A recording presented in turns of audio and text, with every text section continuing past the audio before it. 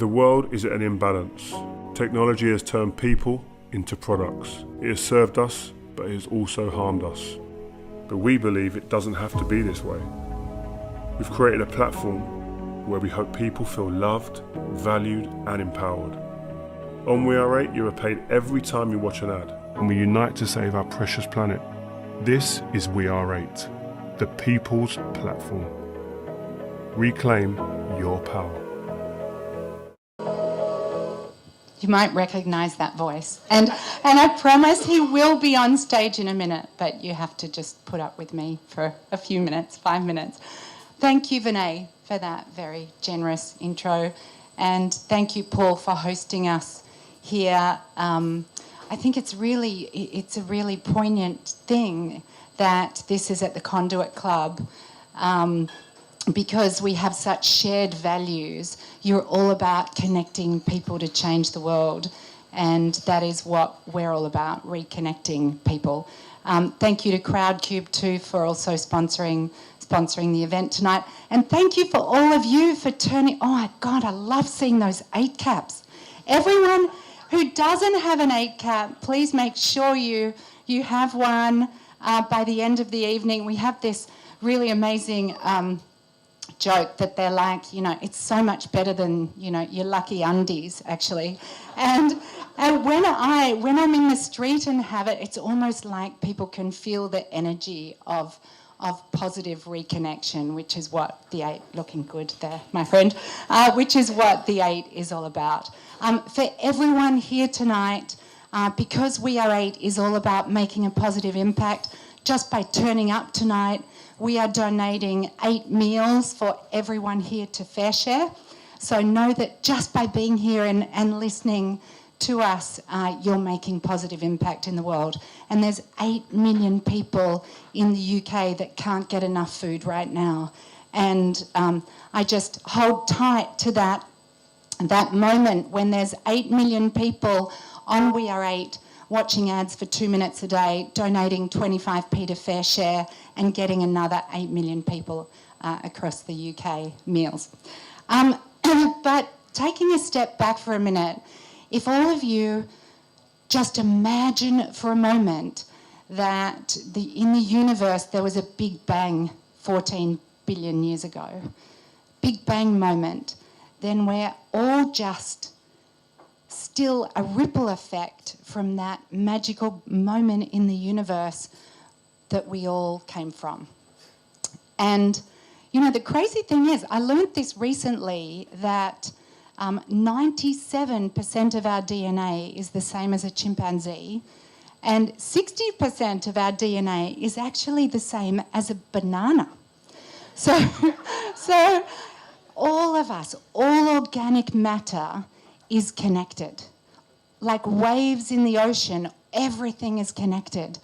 And yet, technology that should have served us has actually harmed us. And as Paul was saying, it's disconnected us more than ever before. We live in a world where the average scroll time in developed markets is 6 hours a day. 6 hours a day for so many young people. And, that's 3 months of our lives every year that we're scrolling unconsciously. So scientists agree, that we have less than 8 years until the damage that we've done to our beautiful, precious planet is irreversible. And we are obsessed at WeAre8 with reconnecting. And that's actually what the 8 is all about. It's about reconnecting with ourselves, reconnecting with each other, and reconnecting with the planet. And as Vinay was saying, we've spent the last 6 years and $30 million obsessed with reinventing 3 things. The digital ad industry and how we deliver a digital ad. The feed, because we want you scrolling less and living more. So we have 8 minutes on 8, which is all about... we want everyone on the planet waking up in the morning and going, oh my God, I wonder what the fuck is going to be on that 8 minutes on 8 today, because I want to dive into life and be conscious and own it and love it and feel it. So that's the other thing we're reimagining, the social feed. And then we've reimagined how digital media is bought. Because one of the clever things that Facebook did is they made it really easy to buy digital media, to the point that $100 billion went to Facebook last year in digital ads. So before I take you and invite Rio to the stage, I'm actually just going to tell a short backstory on how this all came to be, even though I feel like everything I've done over 35 years has really been about really getting to this point now. But 13 years ago, I built a company called Standard Media Index. And what we did was build systems inside all of the largest media agencies around the world. And the big media agencies control all the ad spend for all the brands, Coca-Cola, everyone. And $300 billion goes through these big media agencies. And so we were tracking all the ad spend around the world. We put exclusive agreements with all of those media agencies around the world, and we could see where all the money was going. So for the first time, we could see where, how much money was going to Facebook, television, radio, digital, everything. It sort of brought transparency to the media market. And my amazing husband, James Fennessy over there, who replaced me as CEO, actually board decision, did an amazing job. It really became the backbone for media trading around the world. And 6 years ago, as we could see, if you can imagine all of this money going to Facebook, and at the same time we could see the massive sort of implosion and erosion of local news, journalism, all these really important civic constructs that are so critical for our society, until the point where it's $100 billion to Facebook last year. And the crazy thing was $100 billion to a company that is delivering an average engagement rate on those Facebook ads. So all those ads that you see on your Instagram and everything, the average click on that is under 1%. So the joke is, it's not even delivering great results for brands. And then on top of that, it's fueling climate misinformation, hate, teen suicide. It's just unacceptable. I mean, FIFA came out with a massive study yesterday about, and Rio and I will talk about this, but the shocking effects of these platforms on people's mental health. And so we saw all of this and thought there has to be a better way. Imagine if we could deliver a digital ad in a way that leaves people feeling loved, valued, respected, and takes that $100 billion and brings that money back to the people and the planet. Because there was a catalyst moment for me.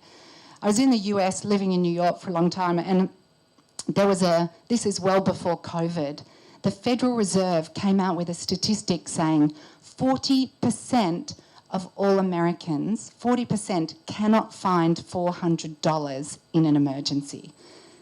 That's before COVID. They think that stat now is 80% of all Americans cannot find $400 in an emergency. By the way, we're not that many. I mean, we're in a complete economic crisis in the UK. I mean, it's 8 million people can't get enough food every day. They think with what's happening with the energy crisis, that's going to increase by another 1 million people. Out of a population of 66 million, that's pretty serious. So I saw this and thought, that's really shit. Actually, we've got to be able to fix that, because what if we could just get that money from those brands, deliver an ad more effectively, and get that money into the pockets of people? Because the reality is each one of us is worth about $400 a year to Facebook alone. That's before TikTok and all the other platforms. So we became obsessed. Well, I know I've spent 22 years being obsessed, but thanks for forgiving me. I'm speaking to my husband, by the way, who never normally comes to events. He's made me really nervous, actually, being here this evening. But so imagine if we could get that money, instead of going to Facebook, imagine if we could, brands could get that money to people. And that's now what we've built. WeAre8 is a hate-free social app where you can get inspired by amazing content. Our whole approach to content, and Rio and I will talk about this more, but it's 8 minutes on 8. It's all about, we want you scrolling less. It's going to inspire you every day.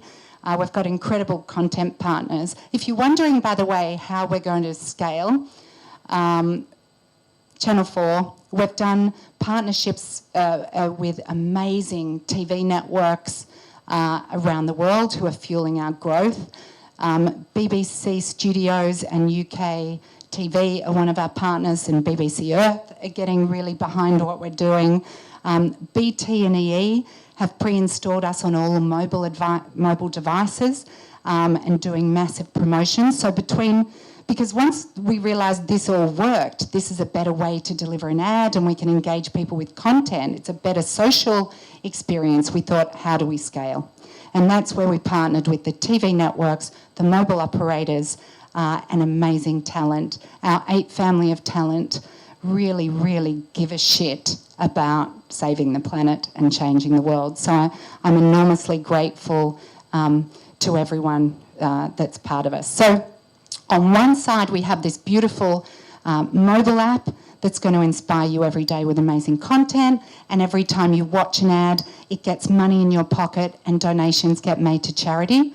And then on the other side, on the back end, we've built our sustainable ad manager that makes it really easy for brands and advertisers to shift their money out of Facebook and back to people in the planet. And we're getting... our average click-through rate is 30%. We ran a campaign for Nike last week and we got a 61% click-through rate. And it's because people are feeling really loved and valued and rewarded and respected, and they're changing the world every time they watch an ad. So the future that we've built is about people power, truly. It's about, on one side, people reclaiming their economic power. And our whole mission is to have 1 billion people on the planet spending 2 minutes a day watching ads and then paying their mobile bills or paying it forward to a charity of their choice.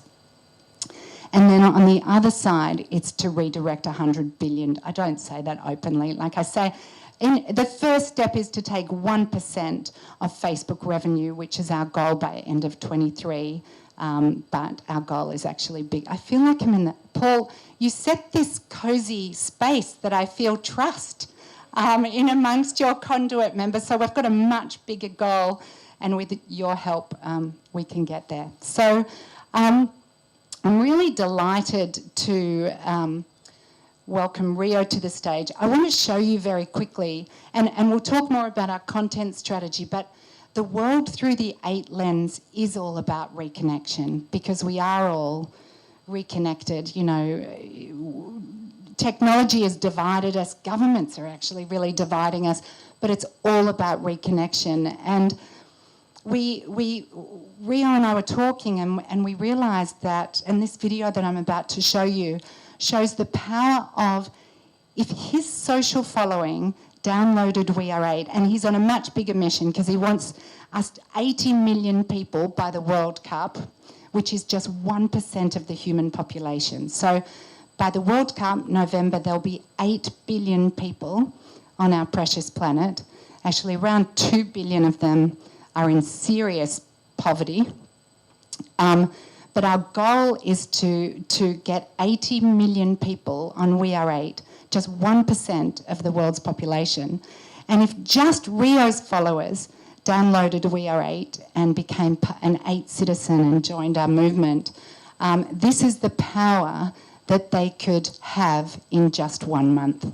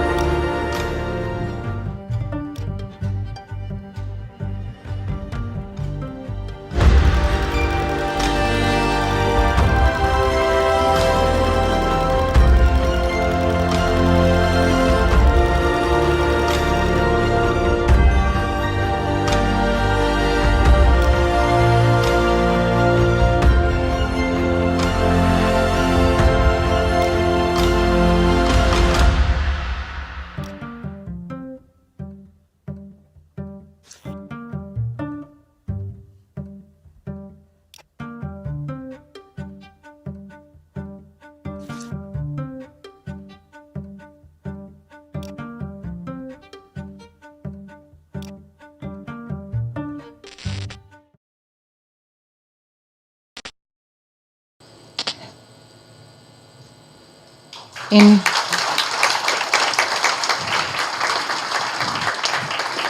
1 month, 200 million pounds into people's pockets in 1 month. And by the way, that's still just nipping on the heels of Facebook and what they're making in 1 month. By the way, thanks, Matt Bird, the amazing genius who did that video for us. Anyway, when I sent that to Rio over text, he actually responded with a voice message, and we turned that voice message into a short video because it was just so beautiful and raw and really speaks to Rio's beautiful heart, because all of our 8 family really care about uniting the world, and we'll talk more about some of the people that are part of that. But Rio, we both grew up in working class areas and really had to, fight for life. And Rio has an amazing story and really cares about bringing power to people across the UK, economically empowering people around the world. And you wouldn't believe that he's a climate activist, but he really is. So this is how he responded.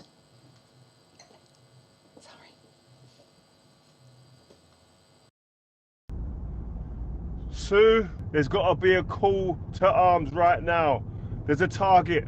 We have to get 80 million people watching 2 minutes of adverts a day as soon as possible.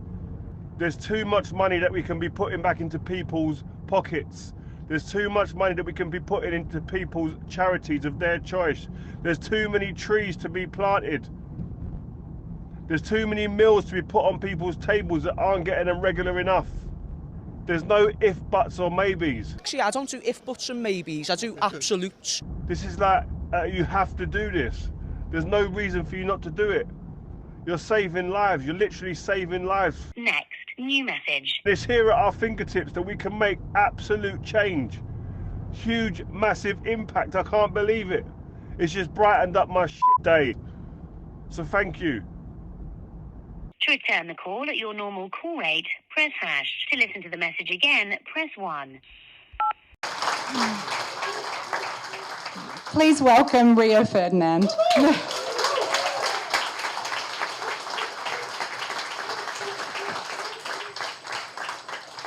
You've brightened up my day. I didn't have a shit day, actually, but you've brightened up my day. Is that mine, Yeah. Hiya.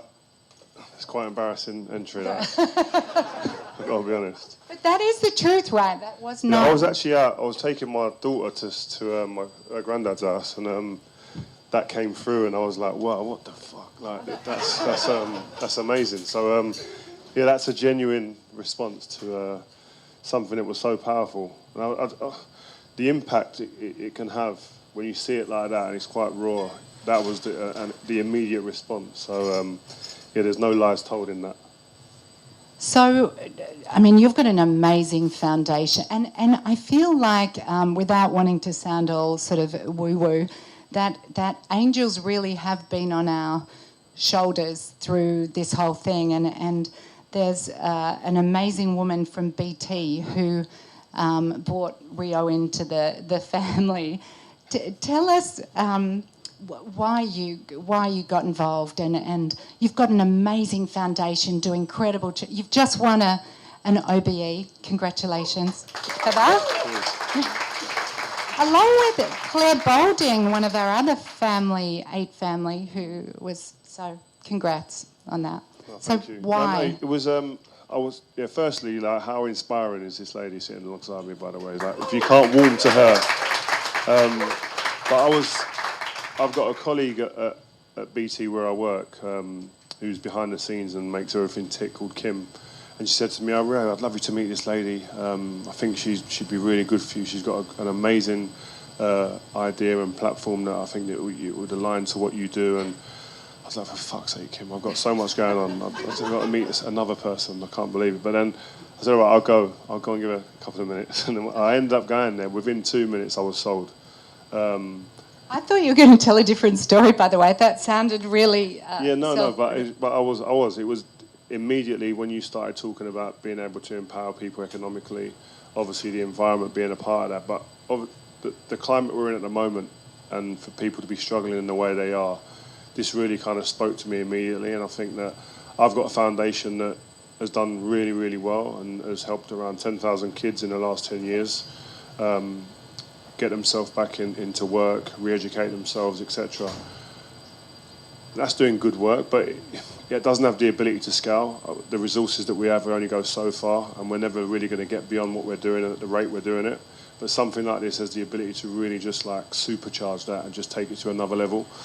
And when I heard about what you guys were doing with WeAre8, it was like a no-brainer. It was aligning for us in terms of stars, and so I bought in straight away. And when you can kind of, like for instance, I came today on a train to meet Sue and the guys at the office, and I'm taking selfies and doing videos to people. And I've got a funny video I'm going to post later. It's actually the man with the lunatic on the train, what he was saying.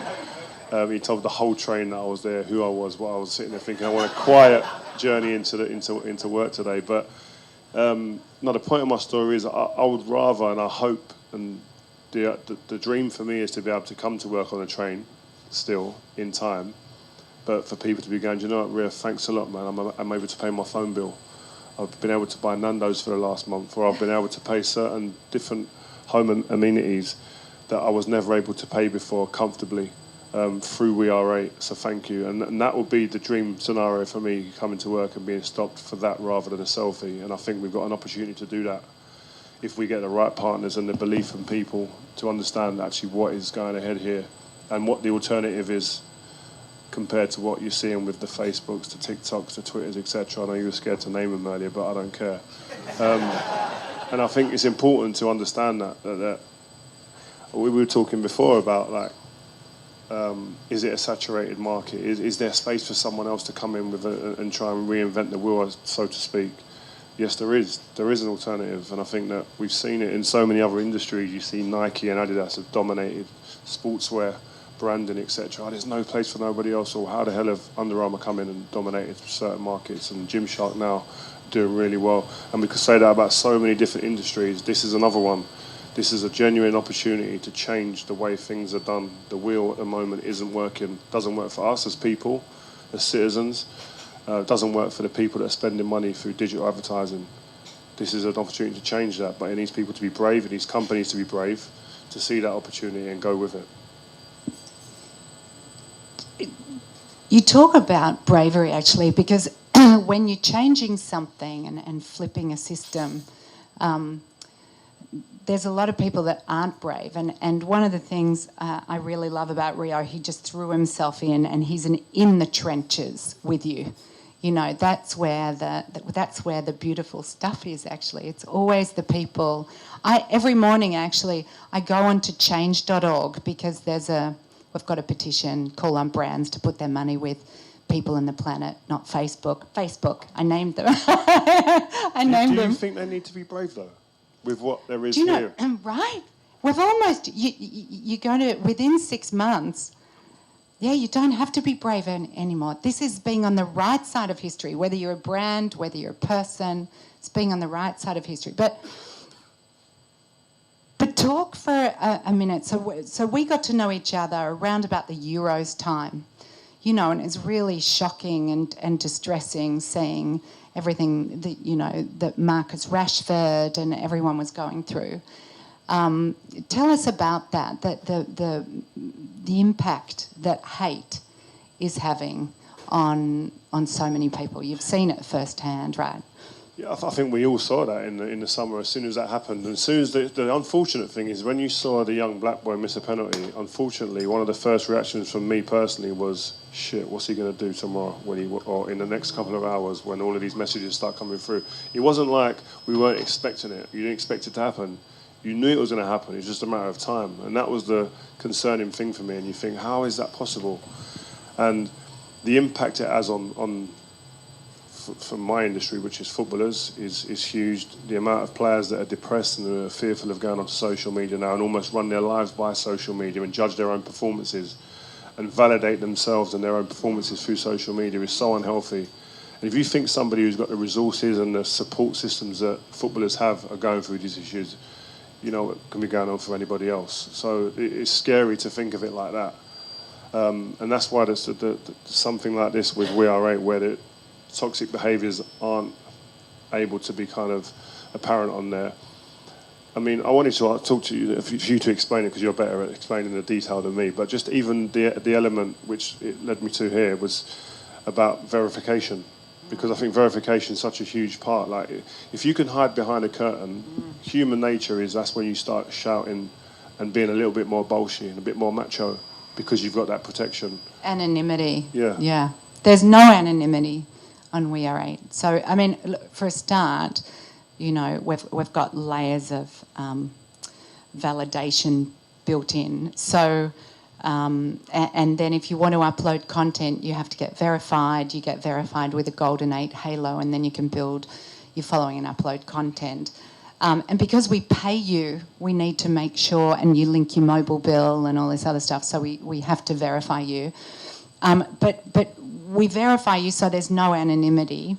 But it's also not just about that, it's about we then want you to own your voice and change the world with us. So we want you to wake up and be your most awesome, amazing self on 8. We don't want to suppress you. We want to elevate you. So, and then we have an amazing AI team, led by an incredible female engineer, actually. Then we have a moderation layer built in, and then we have a reporting system. So if Rio posted a piece of content and someone wrote something hateful, I mean, there is absolutely zero tolerance. There's no in between. It just has to be absolutely zero. And the community, when we tested this, the community reporting is a big part of it. So community reporting is really where it's going to be the change. So it's a myth that they can't change it. I mean, they want to keep us scrolling. The other platforms want to keep us scrolling because they want to serve us more ads. And the more sort of toxic and shocking stuff is, it keeps us there. We are the absolute antithesis. We want to inspire you, have you feeling amazing for 8 minutes on 8 with all this awesome content. And then if you want to start commenting, then it's full of love. Sorry, I went off on a tangent. You gave me one gin and tonic. And that's it. Well, I'm on my second. But you know, that just takes me to another point, is like another one of the reasons why I got involved is because like many of you, you've probably got children. And it's a constant battle in my house. I've got a 15-year-old, a 13-year-old, and an 11-year-old. The 18-month-old hasn't got a phone yet, so he's not in the mix. But it's very much not an argument, but I win the arguments, me and Kate. But it's like we're having debates and conversations constantly around the dinner table, whether it's breakfast, dinner, or lunch, about them being on social media. And my daughter's not on TikTok. I won't allow. That's the one that they want to be on. I just don't allow her to go on there unless she's with us and we can see it and monitor it.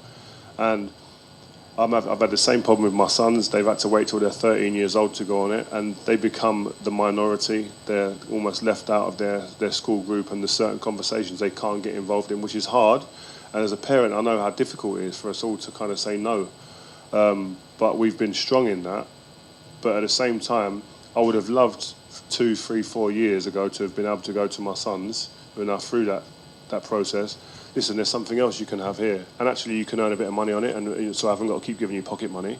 You can earn some money and pay your own phone bill if you want. And that's what I'm doing now with my daughter. So the conversations become a lot easier. And when I found out about it, that WeAre8 was that for me. Right, to my daughter, you can't go on TikTok, but you can go and earn yourself a bit of money. And actually you can have a little bit of a change in terms of the environment also, but also you can impact a charity of your choice. So there were so many positives in that conversation for my daughter, than rather it just be me banging my head against the table saying no you can't, without any real kind of something there for her to understand and grab onto. So it's made my life at home a little bit easier as well, and my pocket. So and our goal by the end of the year actually is to have people earning around £1 a day, so 2 minutes, and we're getting lots of brands. Come on now. Talk to us about the content, because one of the things is this 8 minutes on 8. What's really blowing us away is artists, activists, change makers all wanting to do these incredible curations. We're kicking off in August the new 8 stage with this incredible punk rock stage stage takeover by Bob Gruen, who's a really awesome punk rock photographer. So it's diving into the 8, into seeing life through a new lens. And by the way, I think 8 is one of the only places that we've got lots of Premier League players, including Trent Alexander-Arnold, and lots of Premier League Liverpool players, where you actually, come on, you love them all. I'm not happy about that. It's only because of WeAre8 that I actually chat to these guys. Like, I would not chat to them. Like, Liverpool players just are not on the menu. But they really are. So, but they're good guys. So tell us about your content on the stage. Yeah, so I'm going to be going, like, just obviously I travel to work here and there and on London transport and whatnot, and just talking to people. You know, you like today I'm on the way here and I'm looking at people thinking, what the hell is he thinking? And they're looking at you going, is that Rio Ferdinand? Yeah. And why is he staring at me? Yeah, and just whipping out my phone and going, right, and just talking to them and asking them what they're up to and how their day and whatnot, and just getting that kind of realness rather than that. I think what you find on social media now is a lot of it's so fake. Like, there's it's unattainable goals. You can't achieve what a lot of these people are putting on because it's not real. And just having a little bit more of that realness and the real conversations and talking to various people. Get Real with Rio is actually Rio's show. Yeah, so I'm going to be speaking to loads of different people, James Corden and stuff. All these guys have kind of said yes, they're going to come on and we're going to be talking. I'm going to pile them with alcohol and we're going to get a little bit more juicy kind of content than what you'd normally get, where on Match of the Day you see people saying yes, no, maybe. So I'm thinking, I know more. You're not. That's not you. Do you know what I mean? I was the same. On you're doing interviews after games. That's not the real person that you see. But Jack Grealish is probably the only real one out there at the moment, and he's drunk most of the time. Oh. At the moment. You're okay. But he's real. You're going to cook people meals. So one of the things you might not know, Rio can actually cook. Well, it was actually funny. It was funnier. I don't understand why. I don't know if to take that as a compliment. I know, but you're just good at all this shit, you know. But when the first idea was Rio was going to bring people into his kitchen, cook them their favourite meal, ply them with alcohol, but it was all about the conversation. Get real with Rio. But then we learnt you could cook. So you've invited Prince William to your house. I've invited loads of people, whether they all say yes or not, I don't know. But he's one of them. He owes me a few favours, actually, because I've done him a few favours over the years. So switching gears, someone asked us, we've done this whole agency roadshow, and as we're speaking to people, someone asked us recently, wow, could 8 be the construct for the universal basic income? Because, you know, we validate people, hate-free, the whole wallet integration, the infrastructure. And it was really exciting to us because that whole theory at the moment is based on the money coming from government, and which is ultimately coming from people and taxes. And we actually believe that there should be a tax to oil companies. By the way, imagine 100 million people on the planet signing a petition to call on oil companies that are sort of the root of all evil as well to fund universal basic income, actually, because so much is being destroyed by climate change. But it's an interesting one, right? You were in meeting with the government today. We are a construct for, we've got climate tips like Little Daily Actions, mental health tips by these amazing group of comedians, on the 8 stage, but it's this economic piece that is very real. And I think the government, they're trying to put their best foot forward, and we're going to give you £100 a year as a gesture almost to help. But is that really going to kind of move the needle? And I'd probably err on the side of not really. It is a small help, but I think add something like this alongside that. And I think even if you look at, we were talking today about legislation and the online bill. I've been a part of that process and been speaking and trying to get that bill passed, but I still don't think that's enough. If I'm being brutally honest, I don't think that that's really going to change a lot. I think that these companies find ways in which they can dance around the rules and regulations, and they've done it brilliantly up to this point, and I don't see them not trying to continue that. So there has to be another way. I think that you can't go at this just as a government and just straight and at one thing. I think there has to be, sometimes you have to look at something else, and is there another way? And it's the timing right now is so perfect for WeAre8 to be that next thing that can come in and really change and move things and show these companies that yes, there is a way, a better way to do it, a more impactful way to do it, a more sustainable way to do it. Again, like I said earlier, we just need that support and that push from the right people, which is the masses, which is the public, but also government and all of the corporates. Right, because ultimately we've obsessed with building the technology, but we really need your help, because it's ultimately, it's the power of the people. And I would sort of finish by saying every single person in this room has more power than you imagine to change the world. You have so much power. What do they say, Margaret Mead? A small group of committed citizens are the only people that really changed the world. That I completely fucked that up. That is not the quote, but basically a small group of people has incredible power to change the world. And I'm enormously grateful to Paul and Nick from Conduit and Channel 4 and Vinay and Crowdcube for sponsoring. And I just feel like I'm in a cocoon of people that are aligned and really care, and we do too. So thank you. Really super grateful for spending your precious evening and time with us. And please join us. You have huge power to change the world. Thank you.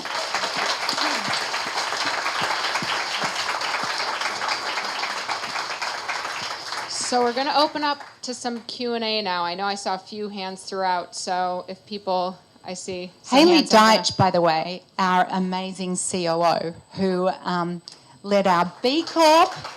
We're all here tonight because of her. She led our B Corp certification, our deal with BT and EE, our distribution partnerships, and is an awesome, awesome operational ninja that I stole from Uber Eats. She's incredible. So thanks, Hayley. Oh, well, you're welcome.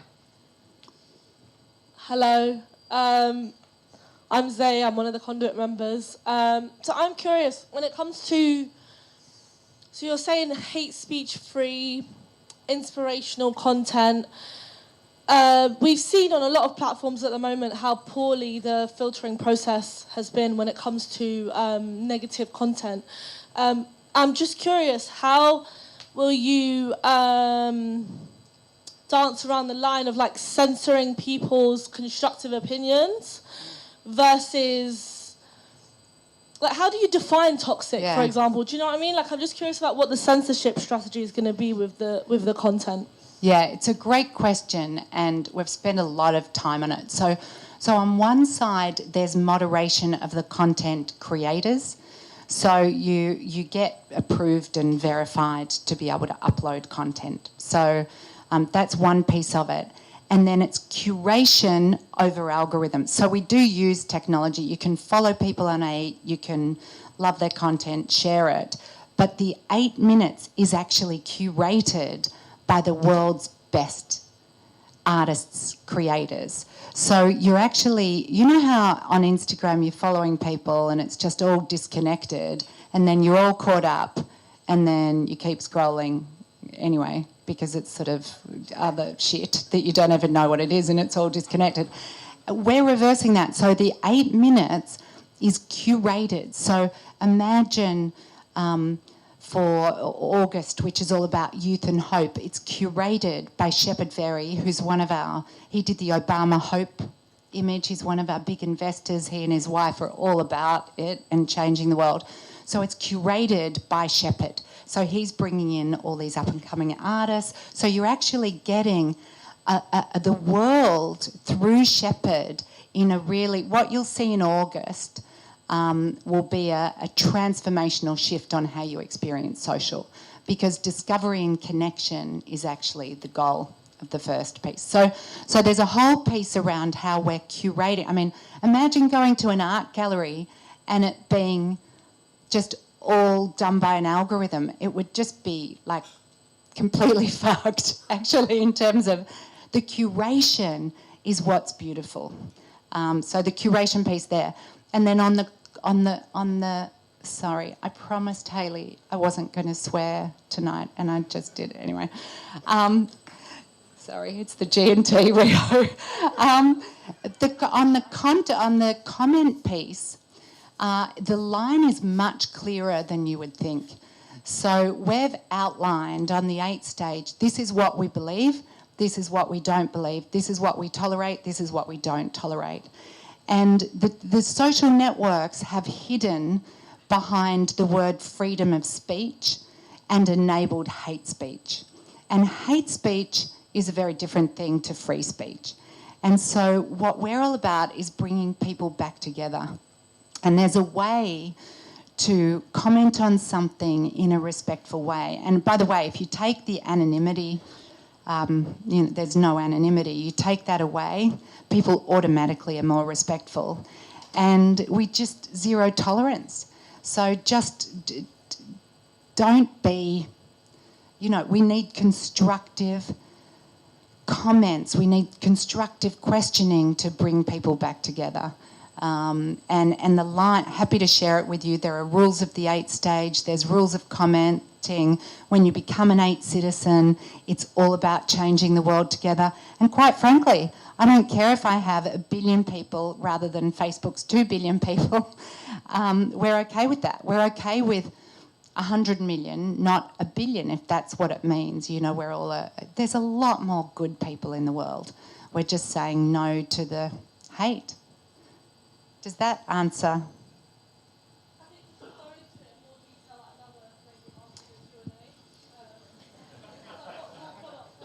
Yeah. Okay. We'll pass to the next. Okay.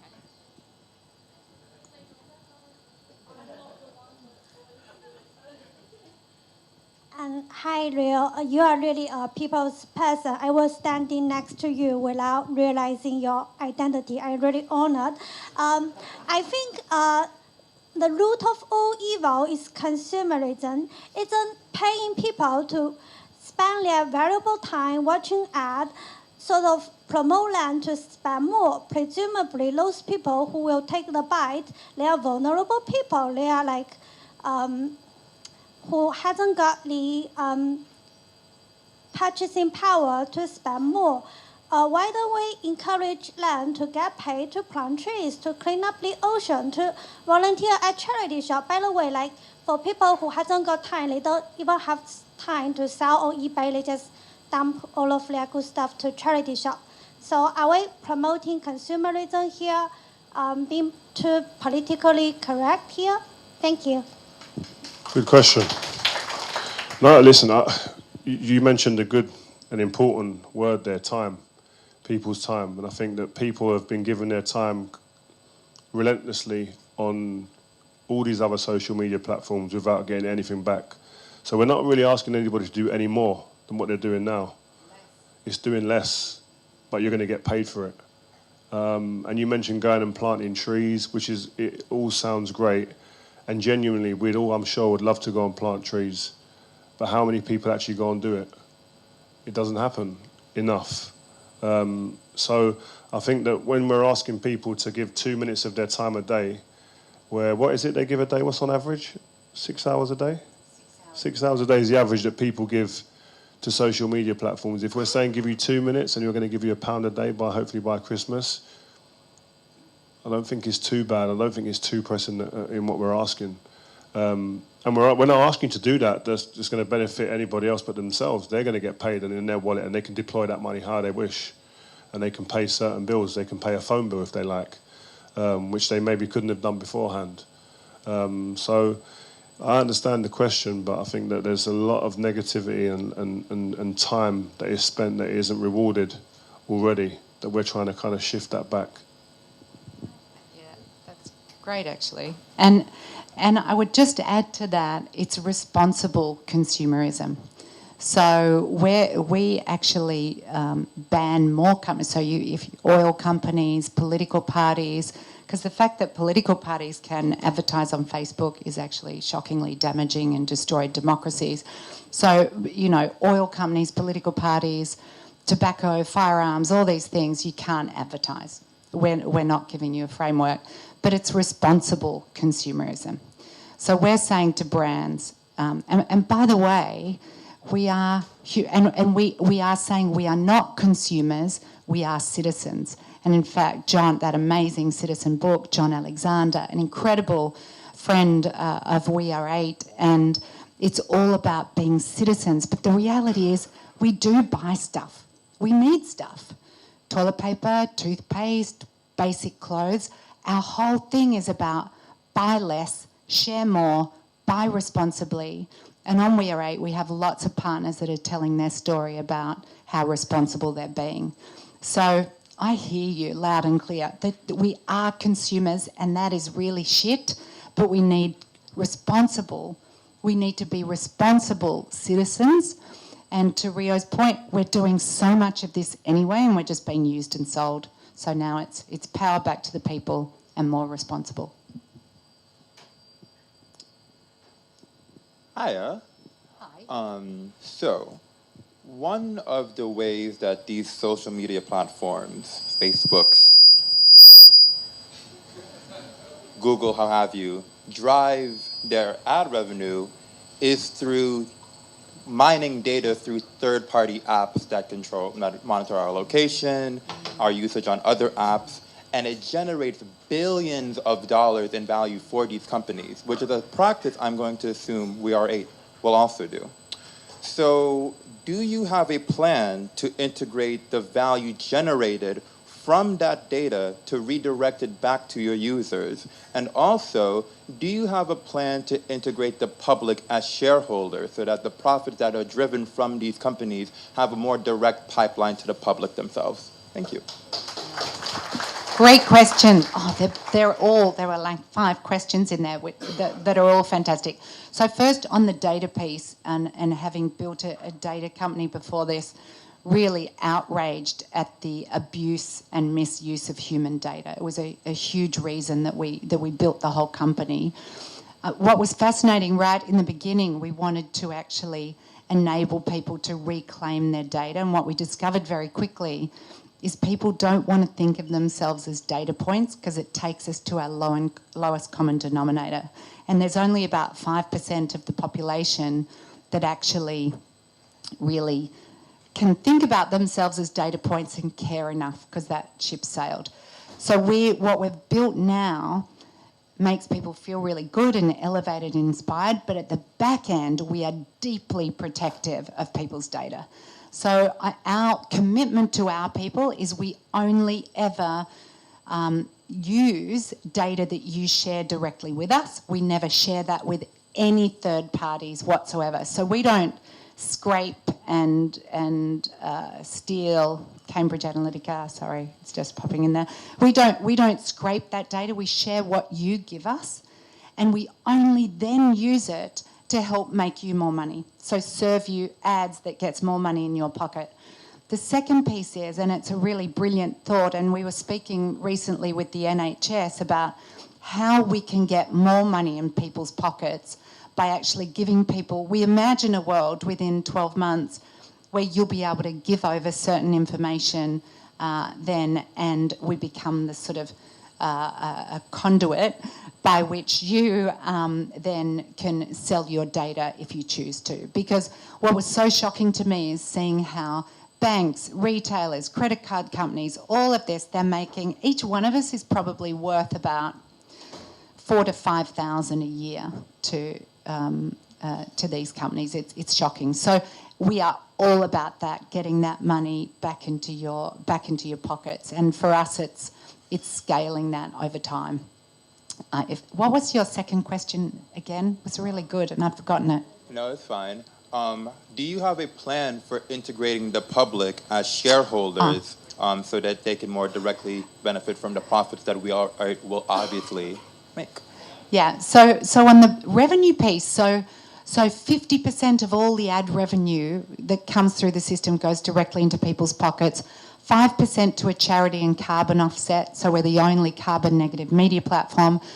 Our revenue is 40% that we share with our distribution partners and covers all the tech and everything else.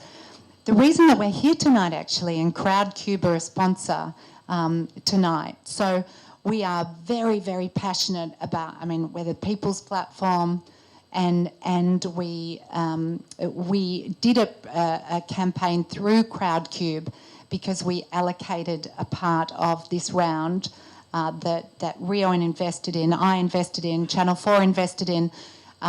Everyone that comes in through Crowdcube can invest for £10 and up. All our citizens invested, and it means that people can invest on exactly the same terms as what we did. In fact, better, because I put my money in on this round, sorry, James, but a year ago, 9 months ago. So we are all about, when we talk about consumerism and broken constructs, the stock market and public companies are pretty broken, and we would love nothing more than the 100 million citizens that will ultimately be part of WeAre8, own WeAre8. And I love that question. I could jump and give you a hug for asking it. Thank you. Okay, we probably have time for another 2 questions. Hello. I just wanted to kind of talk about concept. So shit goes in, shit comes out. So you've talked about certain companies that you're not going to be able to use your platform. So oil companies, like some other examples. What happens when it comes to kind of press? So is there any distinction you're drawing around press? How you manage that? Because I'd imagine somewhere there's this like league table of people who are not allowed in WeAre8, and then the distinction becomes interesting, right? As to who's the arbiter. Yeah. So ultimately the people are the arbiter, because if, for example, on the ad side, if you don't agree with McDonald's or Coca-Cola and you get an ad from them, you can say no thanks or bring it on. So ultimately, we just want to create the baseline and then you're in control. In terms of publishers, it's really interesting because publishers can create 8 profiles. They can be part of our curation. So Channel 4, BBC Earth, all of these amazing publishers, right? We don't want to promote the Daily Mail, for example. There are things that we're very clear about not promoting. Sorry, but that's just how it is. And so we've drawn a line, is the truth, because we didn't create WeAre8 to give everyone free speech and create this war and divide people. We created WeAre8 to reconnect people and bring more love and unity to the world and address the world's biggest problems. And those companies that we see as fueling fake news or dividing, we just don't want to fuel that voice. And I think it will become a more open dialogue. We don't want to be the arbiters. There's a group called Citizens Assembly. In fact, John Alexander's creating an amazing Citizens Assembly. There's another one. You know that term, if the world was reduced to 100 people, there'd be this many who lived under $1 a day or whatever. There's a real Citizens Assembly. They are partnering with us, and we're doing all sorts of amazing things to give power to their voice. And ultimately, in November, we're releasing an 8 coin, which is, it's all about voting rights, because every 8 citizen on 8 has a vote. So there's lots of things that we're creating moving forward that's all about the power of people's voices. And ultimately, it won't be us. It'll be the true voice of the people, which is the most robust way to do it. We've drawn a line in the sand to try and be as true to our values and change and, make as much positive impact. But ultimately, we don't want to be the whole arbiter. We want it to be a real vote, because we're all global citizens, and it's all about people's voices being powerful. Does that make sense? Yeah, we've drawn a line. Happy to share that line. Hi. Final question. Those questions before me, absolutely amazing, very powerful. Thank you. Mine is simpler. Just that, how do you plan to promote this in the rest of the world, places like the United States or India or China, where we know we have a massive population? Yeah, so we've got an amazing team actually in Australia, an amazing team back in the US. Australia launches on the 8th of August and the US at the end of the year. And they're sort of our regional hubs. And then we're putting in place at the moment all our distribution agreements. So our first step is to get all the distribution agreements in place with the media operators and mobile operators in every market, because that helps us scale really, really fast. So we're doing deals at the moment across 26 markets, distribution deals, media and mobile operator agreements across 26 markets. And then a lot of our 8 family have amazing, huge followings across Asia, Africa, South America. I mean, football is a great, great uniter. There are 3.2 billion football fans on the planet, so we're doing lots of things with football. So between our 8 family of talent and the media agreements, we're excited about scaling really quickly. We're super focused UK, Australia, US, and then using those hubs to grow from there. Happy to take you through more detail on our whole global rollout. So thank you.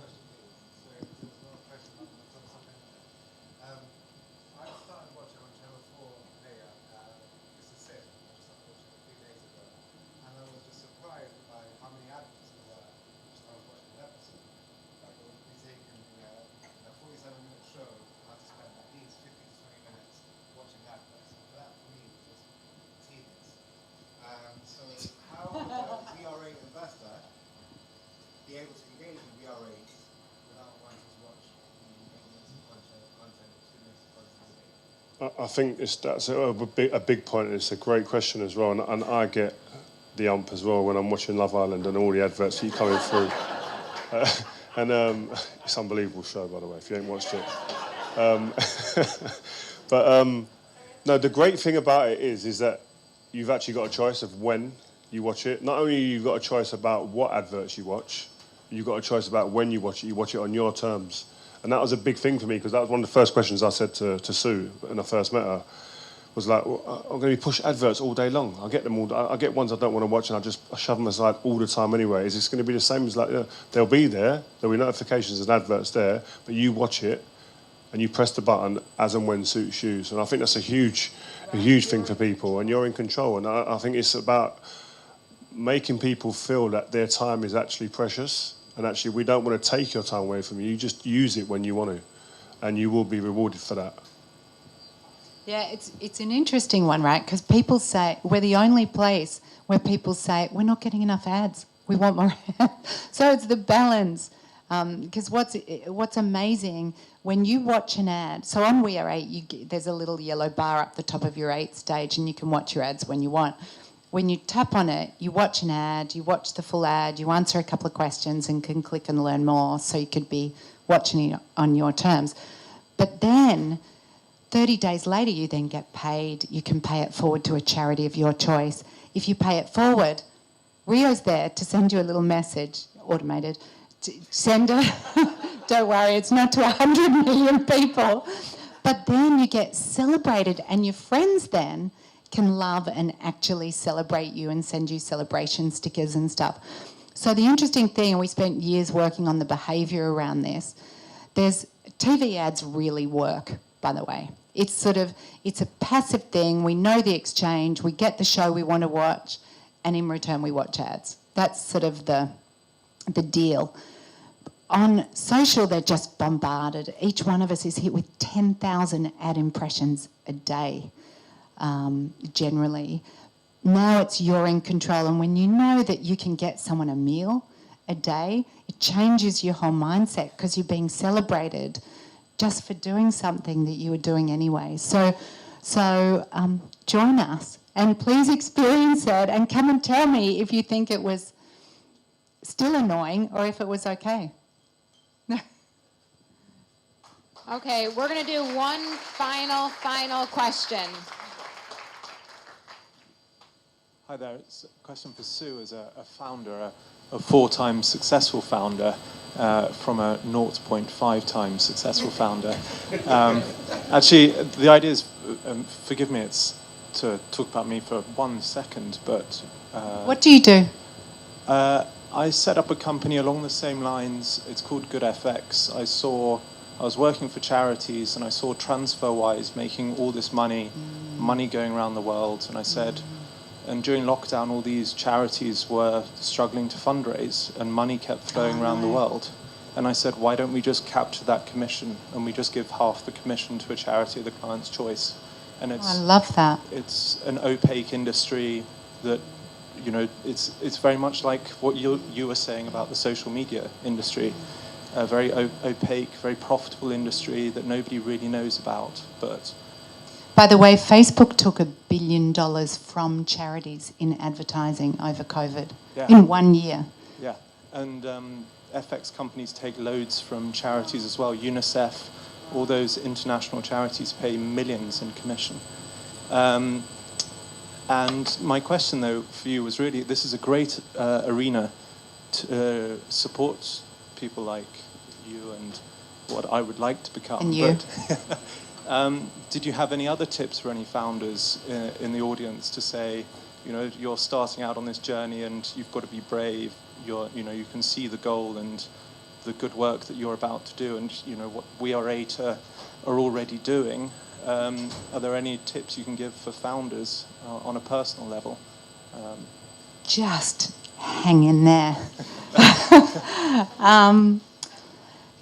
You know, it's tough, right? When you're doing something, if you believe in it and it's a clear business case and it's the right time and you can see it and you've built something transformational tech. So all I would say, question your product, question, you know, everything that you're doing. Is it the best that you can possibly do? Constantly challenge.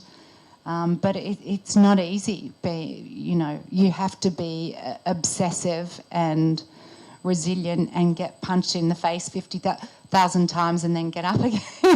And it was really interesting. You know, when we built SMI, we were bringing transparency to the media market, which was freaking everyone out. When we launched in Australia, the TV networks tried to, you know, stop us. And so I think it's, you know, when people want to stop you, that you're doing something right. Yeah.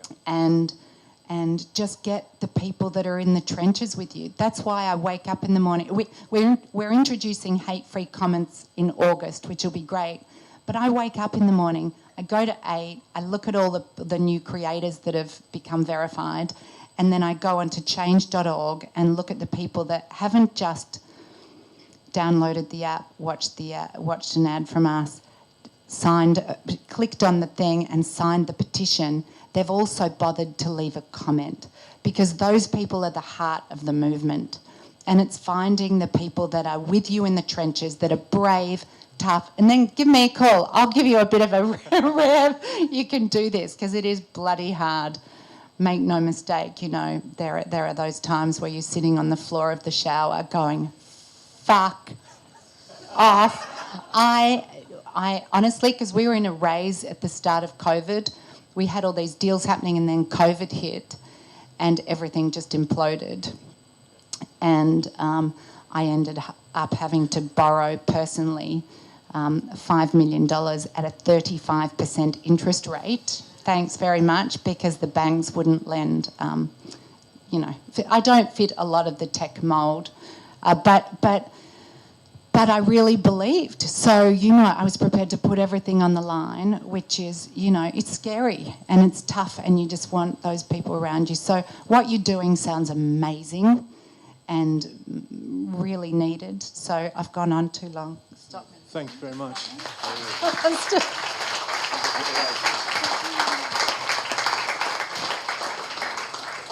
Okay, I think that's the last question. So, did you have a question? Did we have one? Sorry. Yeah, I was curious about the creator economy and how kind of you have this vision of everyone being a change maker on the platform. How do you envision supporting creators because they are the soul of the platform? So yeah, just curious if you have thoughts. Thanks, Haley. So it's a great point and one I missed. So 5% of all our revenue goes to creators and into a creator fund because we want to fuel creators. I mean, imagine that on Facebook, that would be $5 billion back to creators. So we're also doing a lot of cool stuff with the 8 coin that we're launching later this year, that it'll be rewarding creators. But it's all about getting, I mean, creators, that's what makes our human species so magical, right? Our creativity and our capability to imagine a better world. And so we want to full on get more money back into creators' pockets. Sorry, before that, sorry. But also as well, in terms of creators, I think it's one of the things that I thought about immediately when I spoke to Sue and the team about WeAre8 was that a creator, whether you call me a creator or not, but I make content. And people like myself, we've always been takers on platforms like this. We've always taken in terms of we're the ones who gain financially, we're the ones who gain followers, we're the ones who get pure adulation, and then we get massive followings. But what have those creators ever been able to give back that is actually sustainable and tangible? Very little. And so that's when I'm talking to other creators or people in the field that I'm in, that's the conversation that I have. This is a chance for you now to not take. This is a chance for you now to have some tangible change for a long period of time, and you're giving back to each and every individual that's allowed you to go to Coca-Cola, to Adidas, to Nike, to get sponsorship deals based on the followings that you've now generated through people watching your content. So this is a real change, I think, and an opportunity for creators to actually sit back and go, actually, not everyone can set up a charity, not everyone has the resources, not everyone's got the will for that, but this is a really easy way it's like a turnkey process where you go, listen, okay, we create content, give back to the people that follow you. Simple as that. And that's the conversation that we're having now with people, and they're going, actually, shit, I like that. Because I'm earning money, but actually feeling good doing it now, rather than feeling like I'm actually just taking. And that's the problem and the tussle that I've always had over the years with all the deals that I've had through social media platforms, that I've always just been taking, and you don't come out and say it, but there is an element of guilt at times when you sit there and think, shit, I've got all these people following me, but they're actually, a lot of them are struggling, or they're not in a place that we are, but I've not really been able to give them anything back. Now you can. So good. That's so real. I mean, I love hearing you say, I mean, it is, yeah. It was just, so my thing is, I really like that platform, I like the idea. I've invested it, I've downloaded it. The universal income piece, I like as well. The only fear that I do have is that there is a digital inclusion, a digital poverty piece, which is the people who are actually supposed to benefit from this platform won't have the necessary technology to actually be on it. So when I think about the people that you're talking about, at the same time, the idea that they would be able to have a mobile phone that could actually have this platform, or have a laptop or whatever else to actually benefit from this platform is interesting to me. So I think about my own experiences, and the first quality phone I had was a work phone in my graduate scheme, and I certainly wasn't allowed to have a phone up to a certain age. And when I think about people that I grew up with on the stage, to have a £800, £700 phone to be able to do this is something that I just don't necessarily see. So the social mobility piece, Totally. which I think is beneficial to this. I don't necessarily think it's your role. I think it's a larger question. But We can have you lobby. thought about that as well? Totally, because we can lobby. And actually, Sorry. sorry, social mobility. So people having access to mobile phones, computers, to participate in the community. And one of the things, Rio is one of the really massive BT voices. And he and I are lobbying. In fact, we've got a call in a couple of weeks about lobbying them. Their digital skills programs, they're really committed to. We want to get to a point, imagine when you can put pay it forward and actually give access to others. So we want to get to a point where it's not our role necessarily, but the power of people's voices together is amazing. And so imagine when we can actually lobby Apple, we can lobby Samsung, we can work with BT and EE to give access. So and we care about it not just for the UK, but in other parts of the world. I lived in Asia for a long time. You look at South America, Africa. I mean, they're very excitingly creative. I mean, we're seeing so much innovation and creativity coming out of these amazing places. And it's a different mindset because we come from abundance, not scarcity. So it's all about, we recognise your power to change the world and we want to fuel that. Together we can just do amazing shit, is the bottom line. So thank you all for joining us today. Thank you. Thank you very much.